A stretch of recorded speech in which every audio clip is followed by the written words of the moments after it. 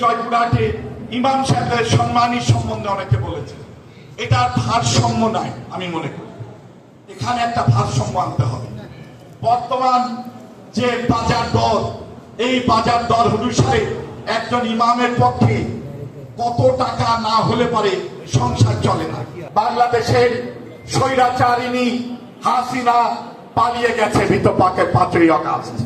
বাংলাদেশ থেকে রাহু মুক্ত হয়ে গেছে বিগত 5ই আগস্ট। বাংলাদেশের মানুষ শান্তিতে কথা বলতে পারছে। বাংলাদেশের মানুষ, বাংলাদেশের আলেম সমাজ কথা বলতে পারছে। আপনারা ভুলে যাবেন না সেই অত্যাচারের করুণ কাহিনী। ভুলে যাবেন না শাপলা চত্বরে 5ই মে যেভাবে আঘাত করা হয়েছিল আলেম সমাজের প্রতি। আপনারা ভুলে যাবেন না, আপনারা ভুলে যাবেন না আলেমদের প্রতি যেভাবে অত্যাচার করা হয়েছিল। আমাদের হাফিজ হুজুর সাহেব সহ অন্যান্যদের প্রতি যে অত্যাচার করা হয়েছিল, এগুলো আপনারা ভুলে যাবেন না। জয়পুরহাটের মানুষ, আপনারা ভুলে যাবেন না। আজকে আমার 2 ভাই উল্লেখ করেছেন এখানে যে রাতের অন্ধকারে পুলিশ পাঠিয়ে আলেম সমাজকে এই জয়পুরহাটের মাটিতে তুলে নিয়ে যাওয়া হয়েছিল। অনেককে চোখ বেঁধে ঘন্টার পর ঘন্টা ফেলে রাখা হয়েছিল। আপনারা ভুলে যাবেন না। তাই আল্লাহর কাছে আমরা শুকরগুজার করি, আল্লাহ এই স্বৈরাচার হাসিনাকে বাংলাদেশের মাটি থেকে বিতাড়িত করেছে। এমন ভাবে বিতাড়িত করেছে যে বিতাড়িত ইতিহাস এই বিশ্বে আর কোনদিন দেখা যায়নি। একটি সরকার, তার মন্ত্রিসভা, তার 350 জন সংসদ সদস্য, প্রায় 520 জন উপজেলা চেয়ারম্যান সহ ঘটি বাটি নিয়ে বাংলাদেশ থেকে বিদায় হয়ে গেছে। এর কারণ আপনাদের প্রতি অত্যাচারের কারণ, আপনাদের প্রতি অবিচারের কারণ। আল্লাহর হুকুম হাকামকে না মেনে আলেমদের প্রতি অত্যাচারের কি ফসল হতে পারে এটা আপনারা দেখেছেন ভাইরা আমার।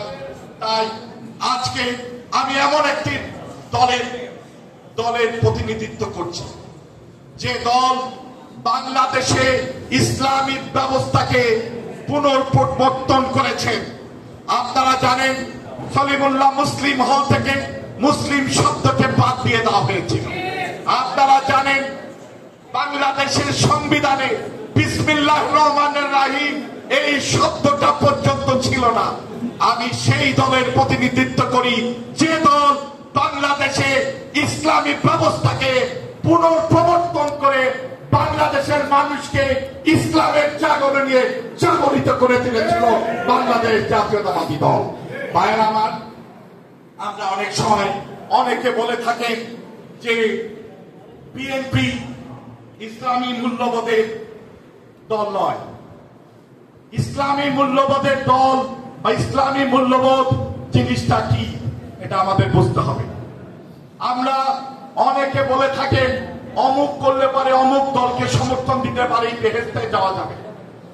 এরকম কোন কথা কোন বইতে লেখা নাই, কোন কিতাবে লেখা নাই।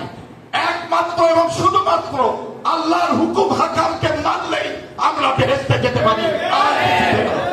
সুতরাং আমাদের জীবন যদি আমরা পরিচালিত করতে পারি আল্লাহর হুকুম হাকামকে মেনে এবং অতীতের শিক্ষা গ্রহণ করে, হাসিনার শিক্ষা গ্রহণ করে, আগামী দিনে সরকার গঠন হলে আলেম সমাজকে যদি আমরা উপরে তুলে ধরতে পারি, তাহলে একটি দল, তারা দল এবং দেশকে ভালো মতো চালাতে পারবে এবং ওই যে বেহেশতে যাওয়ার চাবি তখনই চাবি পেতে পারে, তাছাড়া চাবি হতে পারে না। ভাই আমার এখানে অনেকে অনেক কথা বলেছেন আলেমদের ব্যাপারে, ইমাম সাহেবদের ব্যাপারে।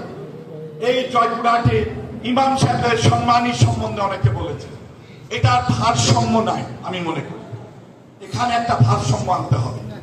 বর্তমান যে বাজার দর, এই বাজার দর অনুসারে একজন ইমামের পক্ষে কত টাকা না হলে পরে সংসার চলে না। আজকাল তো আমি দেখছি এই যে 8-10 হাজার 15 হাজার টাকাও একটা ইমামের পক্ষে সংসার চালানোর মতো যথেষ্ট পরিমাণ